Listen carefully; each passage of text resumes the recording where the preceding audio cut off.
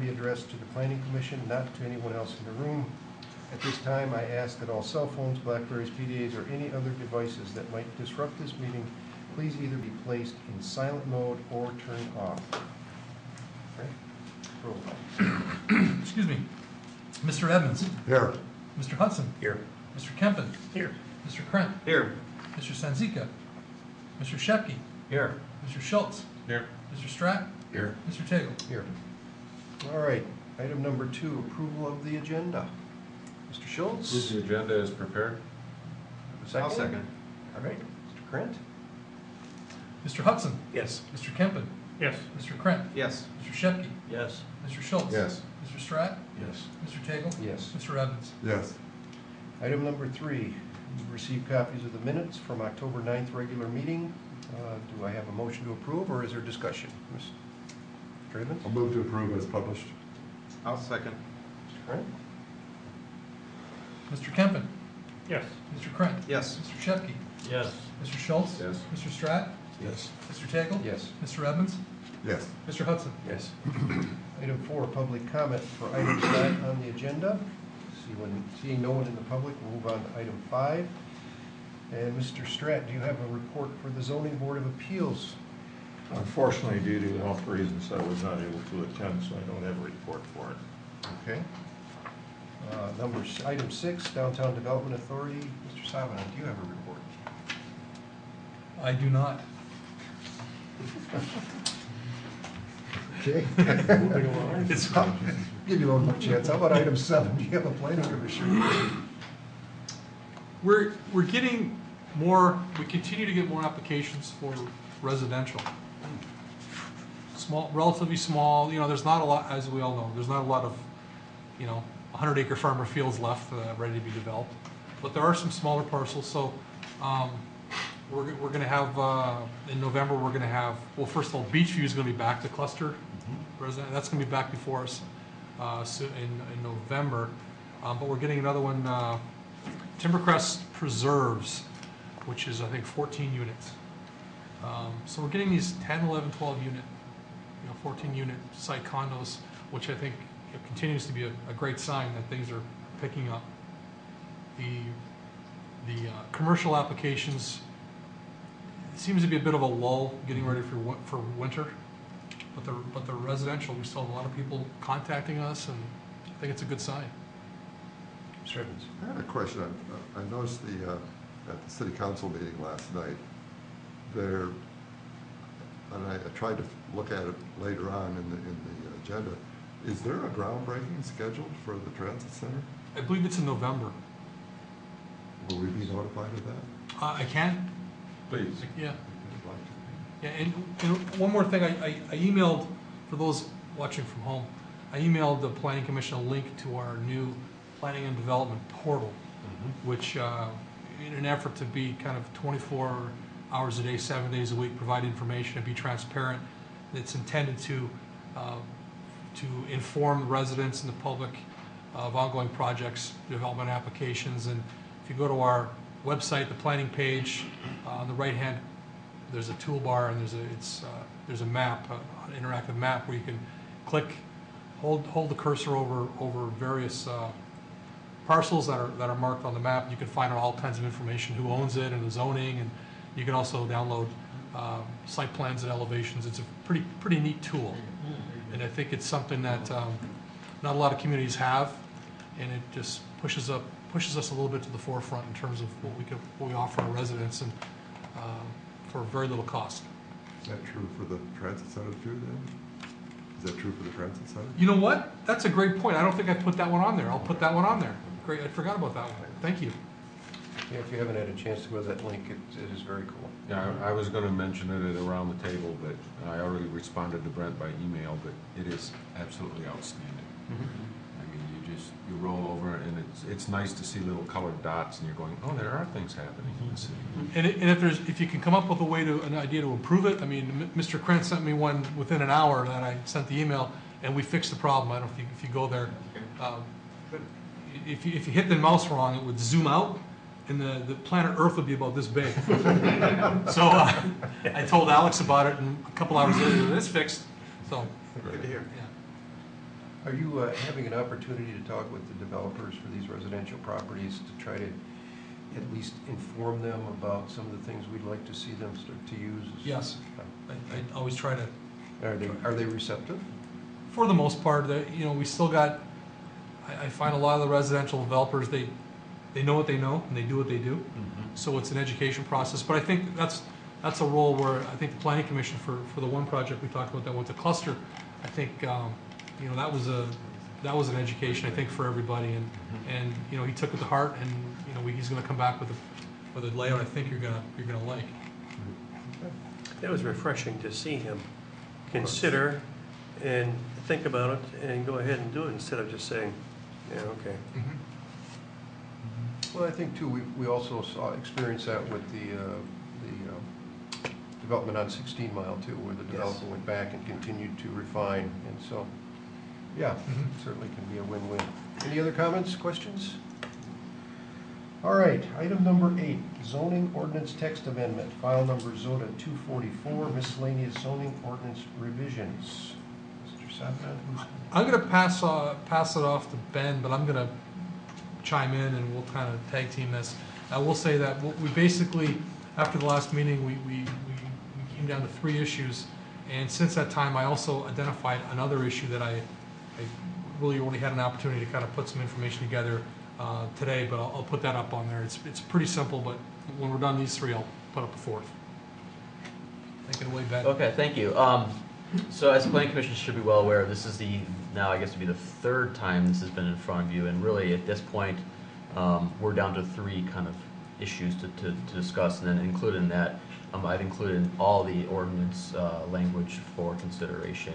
Again, once this, hopefully we'll get through this tonight, we will schedule a public hearing and move forward with the public hearing. So this still will have to be a public hearing as part of this. But I'll just jump right into the issues. The first issue that we had gone over was the issue about parking in the front yard. And again, how do we regulate this, and how do we write regulations accordingly?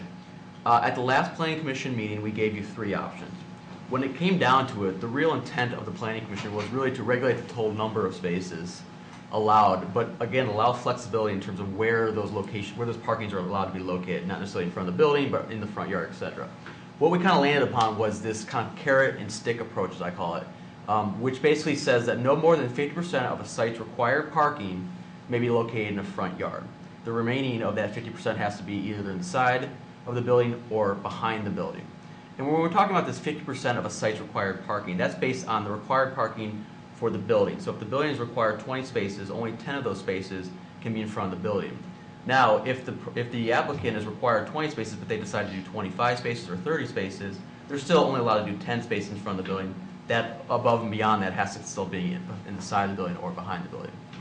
Understanding the development community and where we kind of are in the market right now, we did want to allow some flexibility or some carrots to design sites better, and this would be a kind of a trade-off, it's kind of a win-win for both the city as the development community, was we would allow for an increase of that 50% requirement through the sustainable design option. This would be up to the purview of the sustainable design option committee to increase this from 50% to whatever that total number is.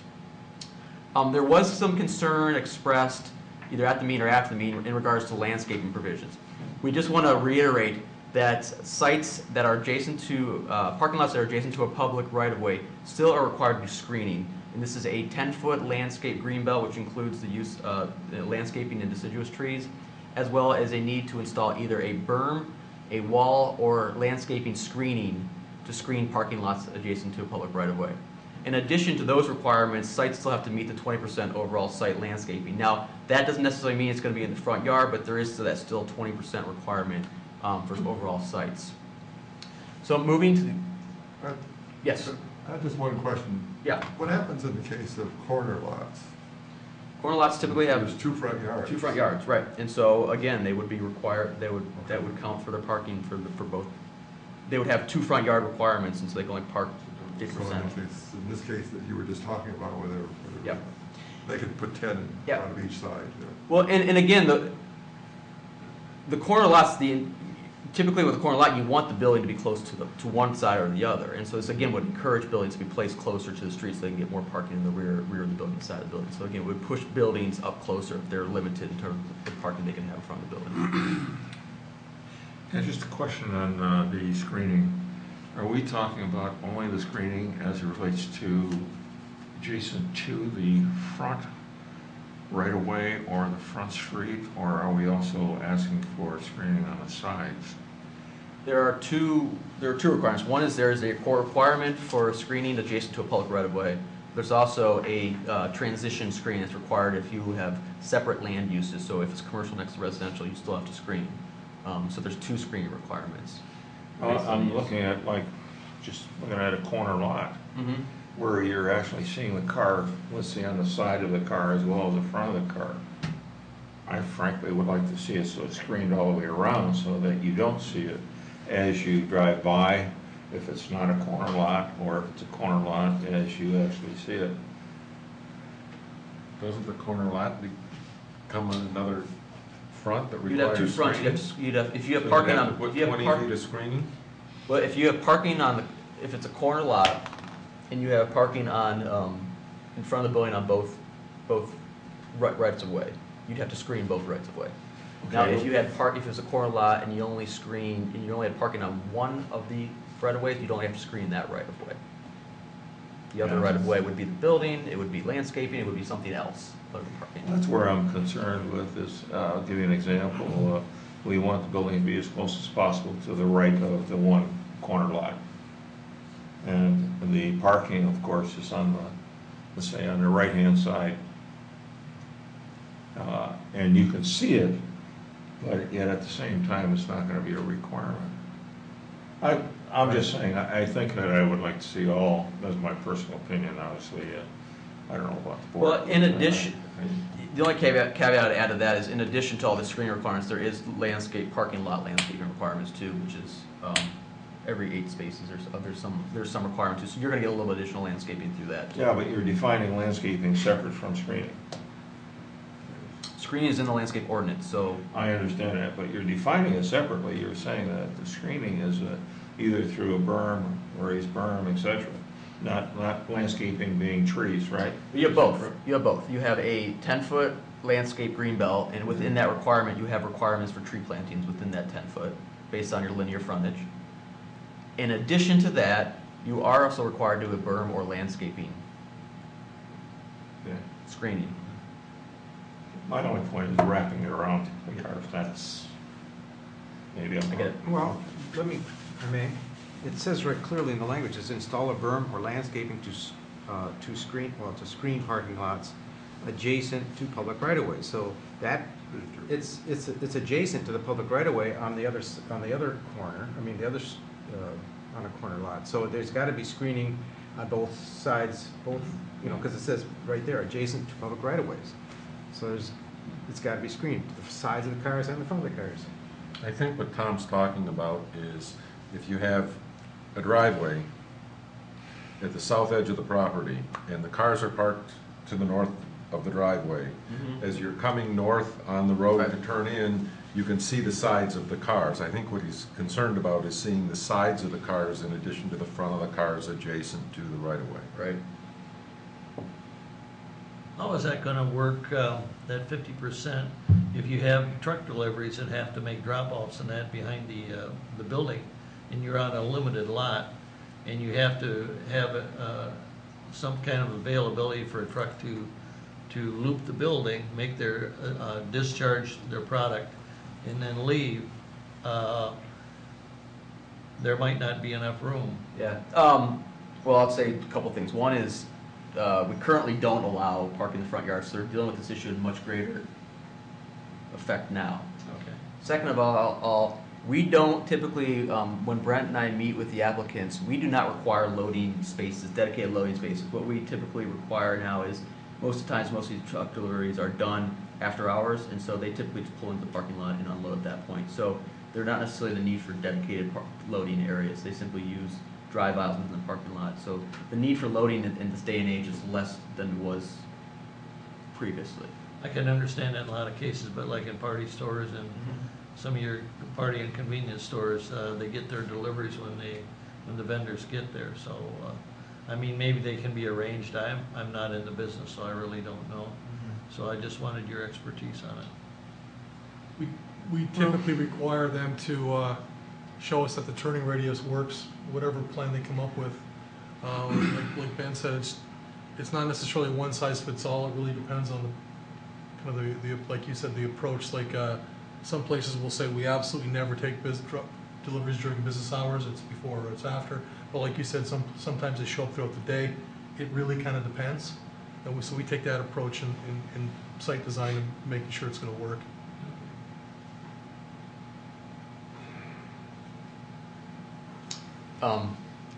So this is the language that we're proposing. This simply just states, similar to what I reiterated, that no more than 50% of sites require parking as set forth in section 4.21. That's the table of parking allowances, maybe located in a front yard, and then the caveat that through the sustainable design option, relief can be granted to exceed that 50% requirement. Question. Have we identified the parameters as to how much excess of 50% in the front yard can be granted based on what kind of sustainable options are pursuing? We have not. Or have we put a cap on it? We have not. We have not. I would caution to just, that is something that can be under consideration of the Sustainable Design Development Committee. With that being said, similar to a public benefit, you would grant greater relief if the applicant was providing more in terms of sustainable development options. So if the applicant wants to go to 100% of the parking in the front yard, they better be giving a whole lot to the committee. Now, with that being said, if you want standards or some sort of guidelines for sustainable development option, that's something that we consider, but I don't think we currently have that now for them. No. Well, we have two members sitting in our presence, and if you two members aren't the same members next year or the year after, is there going to be a different, I mean, you will use your good judgment to say, well, if you give us this, we'll give you that. But what are you basing that on? So I ask you guys, how comfortable do you feel with not having some? I feel real comfortable having the freedom to make a determination based upon what they're coming in. We had one, I think we had two this last year. One came in and just did a complete redo of the landscaping and added a whole bunch of benefits to it. And we felt very comfortable in giving them more slack and doing what they're doing. I think the first one was sort of minimal and didn't get much of a discretionary nod. I guess you gotta just believe in the committee appointment, and if we're screwing up, we should be replaced. See, you can't legislate every possible condition, so I think the flexibility is a key as well. I would agree and concur with the comments that were made. I think you need that flexibility. Mr. Schultz. Just to follow up on what was just said, perhaps I missed the meeting, but from this point on, can we get, if in fact the Sustainable Development Committee has a meeting, can we get a report on what was granted and what wasn't? Because I don't ever recall hearing about somebody that did. Yeah, that should be no problem, I would think.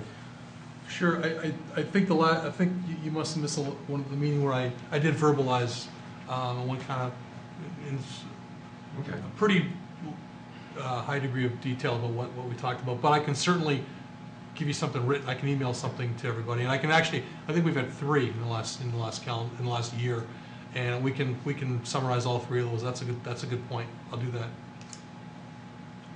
Are there minutes of that meeting, or are they required to have minutes? Probably not. Yeah, we have minutes. There are minutes.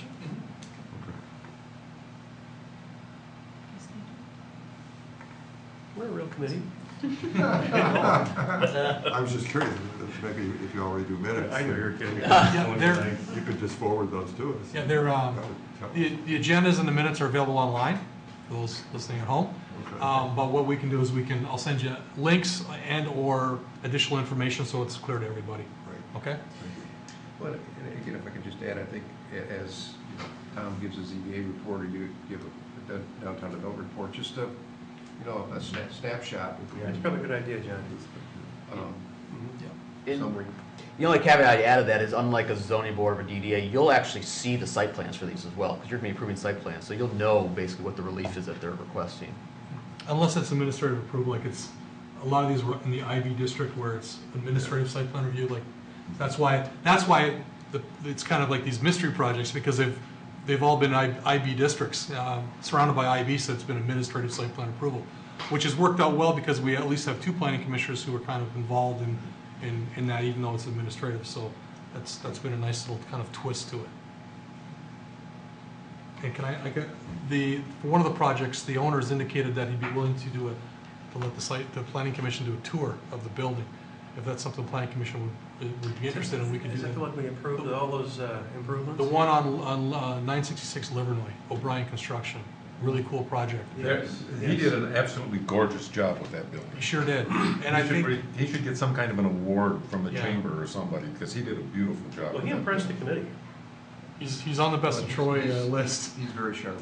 Yeah. Well, I'd like to see that building. Yeah, he'd be happy to give you a tour. I would too. Probably will get an award next year. He did a nice job. Yeah, it's a lead building, but not without being a lead building. I mean, they've got a lot of elements. What I was going to do is wait and make sure the plants got established and just kind of give it a chance to really grab hold. I was thinking next after the winter, in the spring or the early summer would be a good time to do it. Talk about somebody that took a pig and turned it into something. Yep. He did a really nice job. Agreed. But that's an example how an SDP project can really kind of come together, and the kind of the neat thing about it, and Tom and Mike are at the meetings, when the applicants that are there, they want to do sustainable development, so it's not like pulling teeth. They're there because they want to do really neat projects. So it's kind of a fun meeting. Everyone's on the same page, and everyone's kind of excited about the creativity and the sustainability, and they're neat projects. Well, it's good to hear, because at times I thought about, well, there's a guy there that wants to get more, and what's the minimum I have to do to get what I want to get? It has nothing, it has something to do with sustainability, but it's not like I'm excited about Right. making that investment. Right. I don't think we've seen that guy yet. Yeah, good, good. Mr.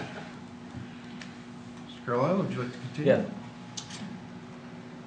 Yeah. Sorry, there's a lot of wording here. The next issue that we had come up, and this actually was part of the discussion we had in regards to extended stay facilities and lodging, was the issue of what do we do, or how are we going to treat office and research center district? There was some mention in the last planning commission about amending the list of uses in the office and research district to open these up for extended stay facilities, lodging facilities, and the potential for some limited residential, multifamily residential types. However, the office and the research center district are really specific in terms of geographic area and also limited in terms of their size and number. And they really are limited to provide a limited use in a particular use and function. However, on the other hand, the office district was created to really permit a more intense mixed-use development, of which lodging and extended stay facilities. And so what some of the planning commissioners were asking for is actually accomplished through the office mixed-use district.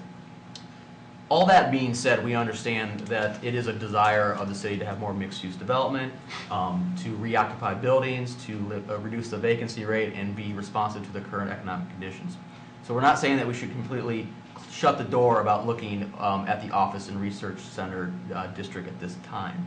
What we're saying, though, is to open up the use list at this time just for this discussion about extended stay and lodging facilities really should be done in more of a comprehensive planning study that shouldn't be done as part of this zoning ordinance amendments at this point. So what we're suggesting is we're going to start tackling the 5-year update to the master plan in the near future, and we think the consideration of the office districts in total, both the mixed use, the research center, and the general office district, should be done as part of a comprehensive planning study as part of the 5-year master plan. And so at this time, we're not trying to punt this topic, but we want to put it off for a couple months until we get to that master plan update. Is there any questions on that direction? We started to talk philosophically about, well, if we're simply focusing on the extended stay, this kind of opens up the question, well, what do we do about the O district versus which is straight office versus OM? Do we just eliminate the O district and replace it with mixed? If we want mixed use, we all agree mixed use is a good thing. Should we contemplate eliminating the O district and just going all OM? Well, now we're getting away from these minor tweaks to the ordinance. Now we're kind of talking a big picture kind of amendments and big picture questions, We thought maybe we should, for this one, I think punt, that's a good way of putting it. We punt, but we're going to be talking about the master plan here in the very near future, and then we can talk about some big picture concepts, and then really kind of drill down in the ordinance based on what the master plan amendment looks like, if that makes sense. So we're taking no action on extended stay right now? No, I'm gonna get to that. I'm saying we're taking no action on opening the use lists in the office in the research district in regards to other uses than simply those at this point. And we'll do more comprehensive study. Well, ultimately, it's a planning commission's decision. This is just our suggestion. So, getting back to the original issue that was that raised this, is we're talking about extended stay facilities. It was the planning commission's desire to see somewhat of a balance between the lodging treatments as well as multifamily extended stay were kind of in the middle between the two and how they should be treated. So, with that being said, we've opened up the number of districts, and the only significant change that you'll see is that we made them special use in the multifamily and the urban residential. And the special use allows the planning commission to review them on a case-by-case basis and put any additional considerations or conditions on them for review. Those are the only change from what you saw at the last meeting. And I think this really, I hope, meets the intent of what the planning commission was desiring about kind of combining the lodging and the multifamily with the extended stay facilities. So it still permits them, but it's for special use approval versus by right. In the multifamily districts. Questions? No, I'm Bob, fine. you okay with that? Yeah. That makes sense. Yeah, I'm okay with it. I don't see where it could cause any harm if they were by special use in the office in the RC district either, but I can understand where you're coming from for, Point taken, and that's kind of, I mean, special use is special use, Yes. and we can always say no. I would just hate to have somebody come in and say, gee, I'd really like to put La-di-da Hotel on this location, and say, nope, can't go there because of the zoning. You gotta take your money to Rochester Hills and build it there. Yeah. Well, let me suggest, you can have conditional rezoning to take care of that problem, Bob. If the developer If the chooses to developer go wanted to that do it. way. Maybe offers, But it's not much different between the special use and the conditional one as far as the permission of the city and the planning commission. it melts my heart that you raised the conditional rezoning process after we had gone through with the conditional rezoning process a couple months ago. Yeah. But But that was unique. that wasn't me. Point taken in terms of what you're saying, but again, we suggest or recommend that be looked at more comprehensively as part of the master plan. I can live with that. I'm more of a, have your hand open when the developer comes in instead of having your hand closed when the developer comes in. That's correct. Yeah, I agree. And I think in our discussion, we started spilling over into regular lodging and other areas where we were kind of extending the scope of what we were why it was brought here in the first place. And we're on the same page, but like Mr. Kempen said, it's kind of opening up a whole can of worms here in terms of, we're just focusing on extended stay. Maybe there's some other things that becomes a kind of a big picture philosophical discussion versus just extended stay. So that's why we suggest kind of just waiting a couple months. I see no problem, like Bob Schultz is saying, the research areas, why should they make it a special use? But it was a big, when we had a discussion about that, wasn't it that there were so few, they were like really sporadic, the research areas, and they were really tiny, there was nothing around them that would lend, like for an extended stay to be near them even. Was that part of the reasoning behind that, or besides opening up a big can of worms and getting it to the master plan? Partly, yes. Okay. So, Yeah, in the like I said, the office and the RC, there's very limited parcels that are zoned either of those two categories, and they're very specific, and they're very targeted areas, and they're really intended to do what they're listed. They're really intended for just office or for just research type oriented uses. So, again, this is probably the bigger discussion. The only difference is we have a lot more offices than we do have research centers, so we have a lot of vacant office buildings. Somebody could come to us with a creative plan on how to locate Yep. overnight stay kind of thing. And a lot of the office buildings that are vacant are also in the OM district, which permit lodging and extended stay, so, yeah. Brent, what's the zoning on between 14 and 15, between Stevenson and I-75? Is that research center? I believe it is. Pretty big area, and we've already had one person come in and want to put a hotel in it. Did we approve it? Yes. Yes. And it's being built. It is for us. But After a rezoning. they had to rezone it. Rezoning lengthens the process. Yes. Conditional rezoning lengthens the process. Yes. You lengthen the process, the money just may go someplace else. That's my only point. Mr. Chair, not that I'm a planner and these are just comments, but when you two do your study, maybe you should also consider if you're gonna close out anybody that would just wanna be in an office district. In other words, it works both ways. If you're gonna include that as to include and make them, of course, special use would not, but there might be some people that just want technology center and don't want mixed use, so you gotta look at it both ways. Right.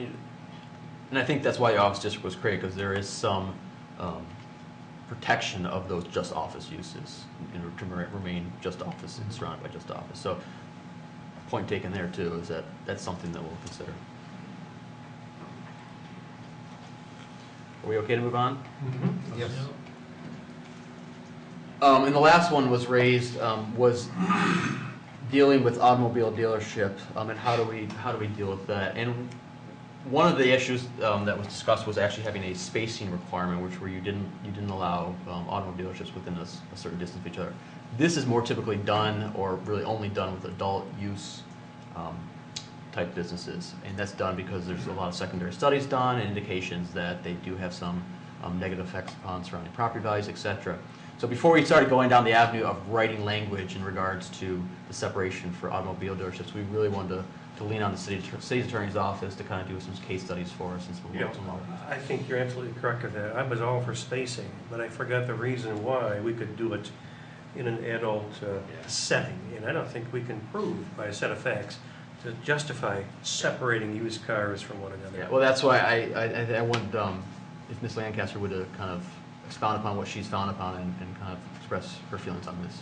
Sure, and please feel free to correct me if I state anything wrong about zoning districts and where these uses are located, but basically I started out by looking at case law to see if I could find anything. You start with the most specific. There's nothing regarding spacing and used car dealerships in case law. What I did find were some equal protection cases about uses that either had something attached to them, not so much spacing. Well, spacing seems to be all adult uses. The only other time that they were ever considered was way back when group homes were first approved, and now we're talking early 80s. And cities tried to develop ordinances to space group homes, and now that's all been held to be unconstitutional, so that's out the window now also.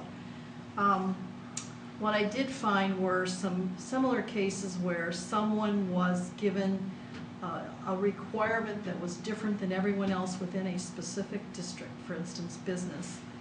And they would sue to say, why are you requiring that of us and not some other uses that have the same kinds of problems that you're saying? They can develop light, or they can, and light wasn't really a significant issue, but there were things that they talked about like noise, traffic, things like that, where they pointed out that there were other uses that had similar situations. So I'm still working on that. I could not find any ordinances on the few cities I checked, and I will do some more work on that, that required spacing for any type of, anything other than adult uses. A lot of cities don't even require spacing for adult uses. They zone them to a specific district. So I will continue to do some work. One of the probably the biggest problem I found for spacing is you have to have studies. And those of you that were on the Planning Commission when we had developed the adult use ordinance, if you recall, we had to send you hundreds of studies to read. We had to quote them in our purpose provision for why we were adopting the ordinances we were, to show that we were aware of deleterious effects and that it brought in crime and things of that. Anytime you get a situation where you're trying to space or treat a use differently, you have to have those studies. I have done quite a bit of research, and granted, it's been mostly on the internet, but I haven't found one study that says that used car uses of such are considered more so deleterious than anything else. I just, maybe because one has never been done, that doesn't mean if this planning commission wants us to, we can't, you know, we have limited resources, but we could possibly do our own studies, have the police department give input if they wanted to. Possibly, and this is where I need your help, when the last thing I did was I looked at the schedule of the district regulations, and I looked at our zoning map, and basically, if I'm correct, both used car dealers and regular car dealers are allowed to exist in general business, IB, and also the automotive district, which is PV, planned vehicle sales. When I looked at the zoning map, and with the exception of the area, and I don't have the visuals that my fellow board members here have, or my fellow representatives, most of the gray area would be where the auto dealers are. The only ones that I was a little bit worried about were the GB general business, and quite frankly, they're fairly spaced already. There's very limited. I marked it in green, and I can pass this around, and it's not completely accurate. There's an X where I accidentally marked something. I needed a magnifying glass for these small diagrams, but Brent could have gotten you a bigger map. I know. I don't think I'm allowed to have one. They are spaced so far apart. The only significant one is actually about halfway up Rochester Road north of Big Beaver, and that is still pretty limited. There doesn't look like there are that many lot sizes. So having looked at this last, I became less worried about even adopting a spacing ordinance, because what's here is already fairly well spaced. So I don't know if you want to see my diagram or not, or you want to go on, but I'll pass it around if you want. I marked in green. I'll be happy to continue to research. I don't know exactly how our police department would do this, except we could maybe summarize any complaints we've had from used car dealerships, or then we get into the problem of thinking about what else is allowed in those districts, and are they more offensive than others? And if so, why are we doing it for used car dealerships? So basically, that's where I stand, and I'll continue to research if you wish. I have not gone to a lot of cities to see their ordinances, but I suspect they probably have just zoned them by district, like we have today. Am I wrong about the districts? No, you did. That was a nice job. I was thinking about the original comment.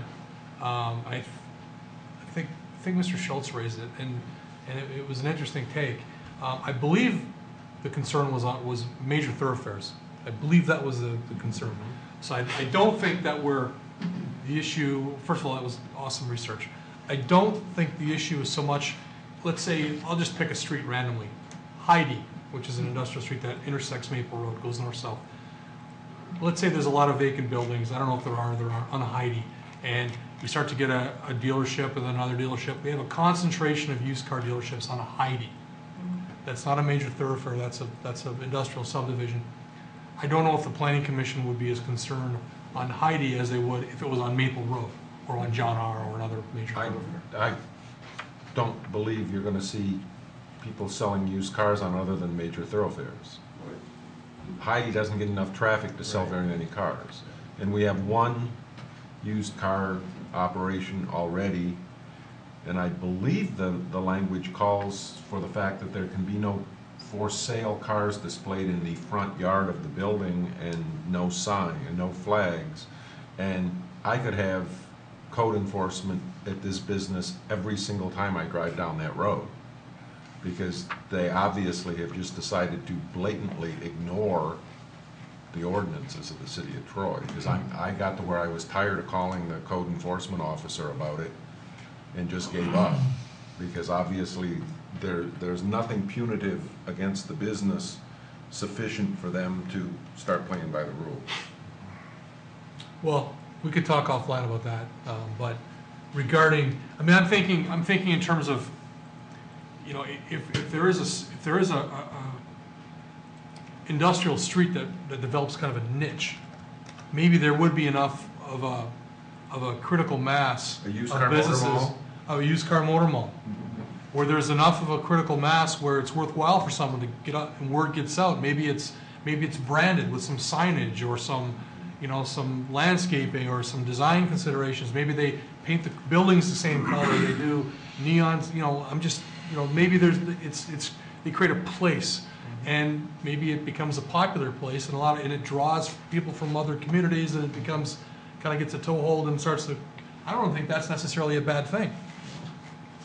But it's not on a major thoroughfare. I think that the issue, speaking for you, Mr. Schultz, was a major thoroughfare issue. And historically, if you look at communities that have major thoroughfares with high concentrations of used car lots, there is no consistency amongst the used car lots.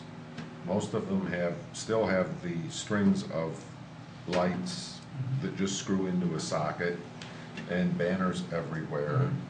And whether we can prove it has a deleterious effect or provides urban blight, maybe not, but I guarantee it does. And that's my concern. And I understand that we can't legislate it, so that's fine. Had we, excuse me for interrupting, but have we looked into our sign ordinance? That's one thing I forgot to do, to see if some of these things couldn't be controlled through the sign ordinance. So the banners and whatnot, yeah, I believe there's controls in there. I'm just kind of speaking from memory, but we can double check That seems like that. the more appropriate place to put it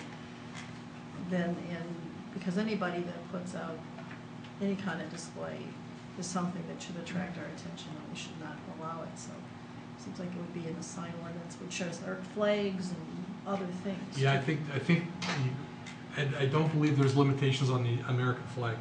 No, which- we can't do which that one. Some communities do. That's a whole, Right. you want to talk about a 5-hour meeting, that's a 5-hour meeting right there. Yeah.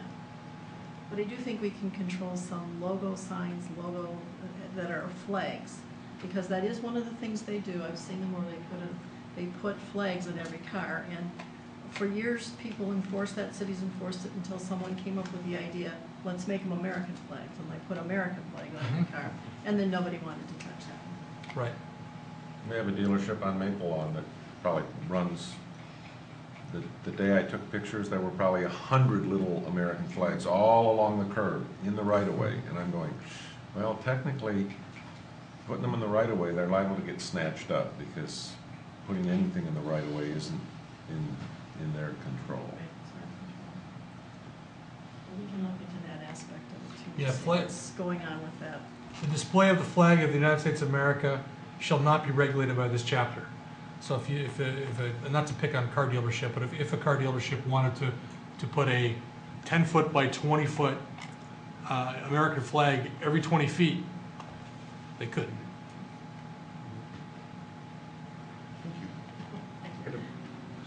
I just want to ask Ms. Lancaster, are there any other businesses that are regulated, spaced out, that have a space regulation at all? I am not aware of any in my research for case law. That doesn't necessarily mean there might be some, but the whole idea behind zoning districts is to control them within a zone, not so much to space them. And I did not come across any cases where they were actually spacing, other than I said the adult uses, there were quite a few of those. How about daycare within a residential zone? Is there a spacing requirement for I those? don't think we have a spacing requirement, and again, the state has certain laws, I can check that for you, but, It's not necessary, I just thought in case you yeah, were... I am not aware of anything in our own, that, and the state may prohibit that also. Orion Township has it on daycare. Do they? Yeah. All right. Carol, are you done with your report? That is all that we have planned. We do have we include a memo at the end with, oh, I'm sorry, Brian has one more thing. But we did include the other 12, or in total the 12 changes, so if you want any particular questions on those. If not, if everyone's comfortable, we'll put it into ordinance language and bring it back for public hearing. That's fine. Everybody good with that? Yes. Thank you for your patience in this process, I appreciate it. This is the last one. This is relatively simple. So Rochester Villas, it's just south of Woodside Bible, Northwick PUD. It's been there quite a while. It's attached condominiums. It was approved 30 years ago, 35 years ago. It's been there quite a while. Currently, I believe it was the first condominium project ever built in the city of Troy.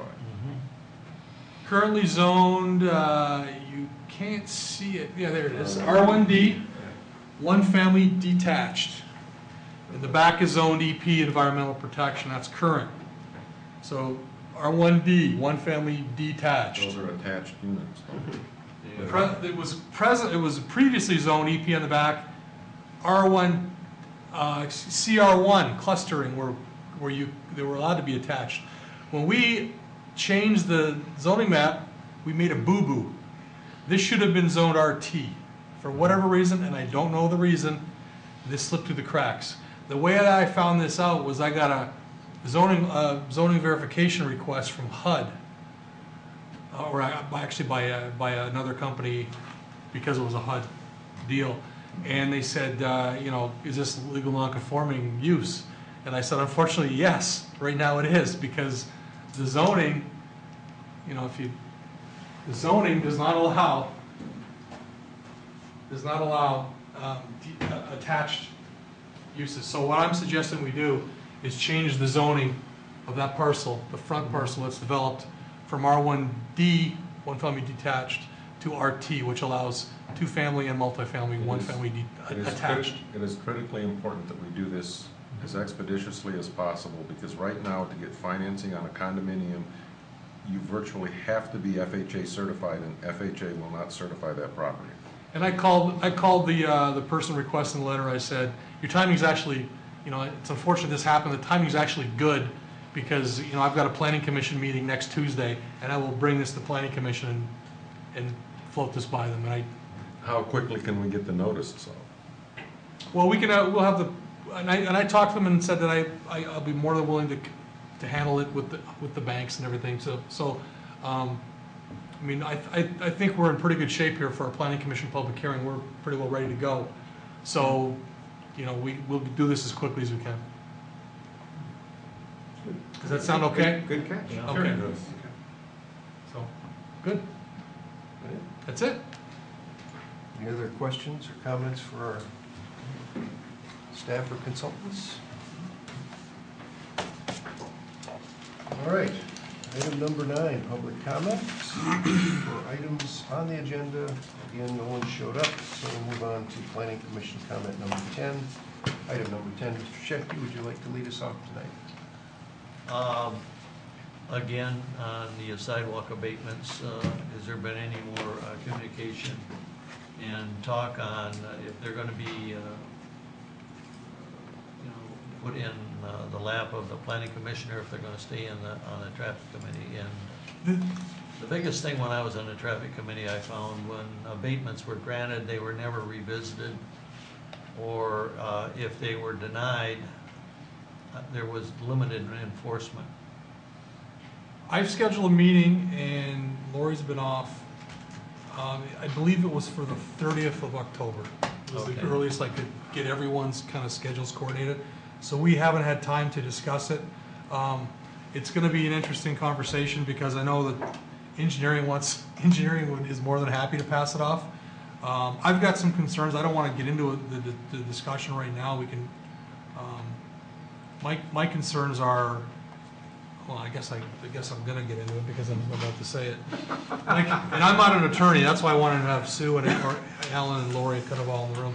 My concern is when you start to talk about the sidewalks that are off-site, and you start to kind of roll that into the dialogue about the site plan, you start to get into the realm of, are you conditioning site plan approval on an off-site improvement? And I wanted to really talk about this with the attorney's office, make sure they had a comfort level. First blush, Lori said, well, it sounds good. That sounds like a good idea, because the opposite side of that is the planning commission is probably the appropriate board to talk about all these site issues that are kind of interrelated. So I just wanted an opportunity to bring all the internally bring everyone on board and then kind of download what we come up with to the planning commission and take it from there. But the meeting is scheduled for next week.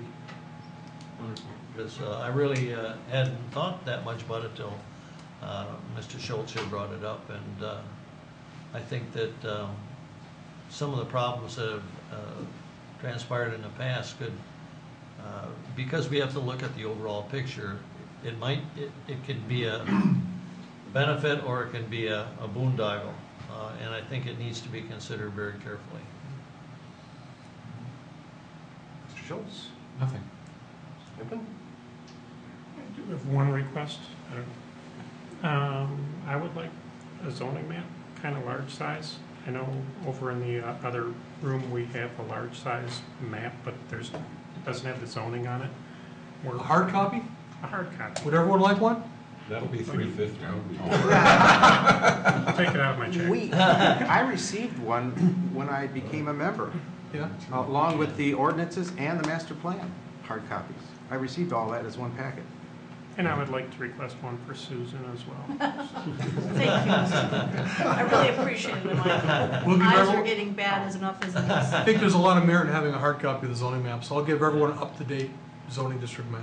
Color, and it's gonna be about this big. You want to wait until we get that taken care of? Folded, please. That won't be up to date long. Mr. Corrett? I thought I'd give it just a quick report. Gordon Shepke and I, as planning commissioners, attended the American Planning Association's Michigan chapter conference this last week, and I found it an exceptionally eye-opening event. It gave a lot of insight into why we're here, what we're doing. I found it, the only bad part about it was that because we were in the foundation course to get our Master Citizens Planner certification, that we couldn't attend the fun stuff. They had a lot of great, I heard a lot of people telling me at lunch, oh, you should have seen the Pure Michigan event. It was just fabulous. Oh yeah, great, rub it in. But other than that, there was one group, Scenic Michigan, had a booth there. And our former planning director, Larry Kiesling, is a member of that. And they have a fabulous book / CD with all this stuff. And I know we have a copy available for us. I would suggest everybody, can we like sign it out or something? I'd be happy to loan it to whoever would like to see it. Because that can affect a lot of maybe our decision-making guidance of what's already, the wheel's already been invented. And it's done by, I can't remember the guy's name right now off the top of my head, but the guys did it 20 years ago, and this is his latest version of it now. And it's obviously the guy knows what he's talking about, so I think it's a good thing. One last thing that came up with me, that came up at one of our, what do you call, planning, what's it called, Citizen Master Planner classrooms, was how do you govern public comment? In other words, if somebody's going to talk for hours, and certain people said, well, we have a 3-minute limit or a 5-minute limit. We don't seem to have that problem here. But one thing I did notice, we have public comment for items on the agenda after everything's been said and done and voted on, as opposed to, why is there a reason why we have it after? Why don't we? It's public comment for items not on the agendas first, and then public comment for things on the agendas after everything's been done. So should that be reversed? Well, I think the reason it is the way it is because, generally speaking, it's up to the discretion of the chair. But all our chairs have done this. When there's an item, the chairman always says, or the chairperson always turns to the audience and says, is there anybody who'd like to speak on this issue? If it's not a public hearing. If it's not a public hearing. So if it is a public hearing, we're covered, but if it's not, the chairman, I can't think of an example when it hasn't happened, will say, would you like to speak on this issue? So they kind of get 2 kicks at the can. They get to speak prior to the deliberation, and it's not clear in the agenda, I will admit. And then after deliberation, if there's, if the person in the audience wants to say, well, I think you made the right decision for these reasons, or you didn't, and I want to vent a little bit, then that's kind of the purpose of having it at the end. That makes sense. Yeah. That's a good point. We might want to just put a note right in our agenda that if that is going to be our approach. Mr. Chair, that, in fact, that's exactly when Bob was saying. We used to put down on the agenda what was public hearing, what was not, and I think that's why I got somewhat confused, because some things you don't have to have a public hearing for. And traditionally, this board has kind of let anybody speak that wanted to speak anyway, so. It might be, maybe that's something we could add to the chairman's comments at the beginning of the meeting. You say that, you know, for items on the agenda, that aren't public hearings, I'll generally open up the public comment or something like that. Well, we always do, and we have to. We always do. Yeah. You're right, it's not clear on the agenda.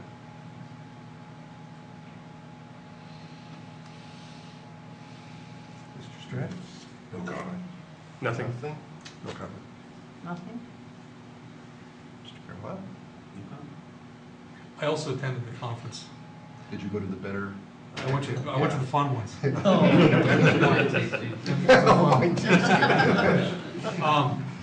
It was, you know, Mark Miller, who is now president of the Michigan Association of Planning. It was handed the reins at the luncheon on Thursday. He reminded me just of the high quality of that conference. We have professional staff that organizes it. We have committees that help plan and everything. But the quality was outstanding. I would note just one of the seminars I went to, I believe it was called "What Questions You Should Ask Developers," or questions that people never ask developers, or something like that. And it was moderated by Mark Miller, and the guest person was Alan Kerlick. He won the President's Award this year from the Michigan Association of Planning. But there was a number of questions, and he basically talked about, you know, how to be competitive, and the fact that not only cities in Michigan, but the state of Michigan is competing globally now, and he talked about some things like administrative site plan review, and, you know, updating your ordinance and trying to be faster, and the refreshing thing was we're I think kind of leading the charge in a lot of the things he had to say. Very informative. After the presentation, he had 8 or 10 people lined up to talk to him. Wow. It was very, very effective to hear it from a developer's mouth. Some of the challenges, some of the strengths and weaknesses of communities, and some of the approaches you could take. It was a very, very good seminar. Did they ask at the beginning of the seminar how many were developers out in the audience?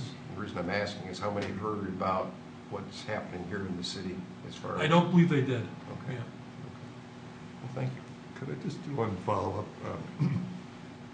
I haven't been on the planning commission that long, but I know typically in the early years, if you wanted to attend the state conference, it was not a problem. And I know now we have declining budgets and things like that, but I think this is a really good example this year that a lot of us, I know there were at least 2 or 3 other planning commissioners who voiced an interest in attending, but because of the limited budget. Is there anything going to be done? Because I think this body ought to have the most highly trained people on it, making decisions that affect our community. How about the future? Are we always going to be limited to just 2 people that could go to a state conference? I don't know, but I can certainly put in for more money in the budget to allow that. I think there's a lot of... We used to have 10,000. We used to. 10,000 was allocated that we had, and for the longest time, you're exactly right. Those that wanted to attend could attend, and then I attended a few of the nationals, like you guys did, the recent one, and they're terrific as well. I attended one the very first year I was on. Yeah, that's So right. I can think you and I understand, went. but I can understand the, you know, with national, you're talking about a lot more money because of the travel, but in-state, you know, I just think. You raise a really good point, because I think we've got 2 planning commissioners who are fresh off the Citizens Planner course. Very intensive, right? I mean, it's tiring. You're up there and you go to bed, you're tired. But you learn a lot. And we've got new members, Mr. Kemp and Mr. Senziku, who haven't had a chance to go through that. So with our limited budget, by the time we send our new members, there's no money left for the commissioners who've been here longer want to do the fun. I mean, I joke, the fun court, you know, there's a lot of really, really good stuff out there. So certainly we can put in for more budget to allow more people to attend. I think that's a fair request. We should at least request it. Right. I think, and I've been here a long time, I think it was just prior to my being on the planning commission, that there was an additional amount of money allocated, which allowed some of us for a few years to go to national conferences, which are also outstanding sources of education. But my understanding when I first came on the planning commission was that the training budget for the planning commission was based upon sufficient funds for each of the 9 planning commissioners to attend the Michigan conference. Now, what else comes out of that is if we go to the Oakland County planning meetings every month, that gets dinged out of there. If we take the Michigan State Education online, that comes out of there. So, you know, I'd have no problem if the city said, well, we'll reimburse you for your room at the conference, but your transportation and your food are on you if you really want to attend the conference. I think that would be sufficient, but my understanding was at one point our travel and training budget was determined based on what it took for the members of the planning commission to be able to attend the Michigan conference wherever it was held. And I realize times have changed and that money may well, very, very well not be available any longer. What does it cost, registration cost for the Michigan conference? It depends where it's at. It was a little, I want to say it was a little under $1,000 to send, I'd say, Mr. Krent. Just for registration? For registration, I was talking about everything. Registration. Oh, jeez. It was under 500. Yeah. It was 4 something. 470 something. Yeah, that sounds right. With the citizen planner. With the citizens planner, right? Because it's more money. You may also want to talk to the new president of the organization. And, Yes. suggest that, you know, they come up with a flat scale because of the economic difficulties the communities are having, and to try to work, you know, maybe meet somewhere in the middle. I'll have a conversation with him. Maybe you could comp our members. I think you should put us on display next year as the cutting edge planning commission and let the association pay for it. I'll take all this information. All right, well, I have no further comments, so our meeting is adjourned. Thank you all. Yeah, great.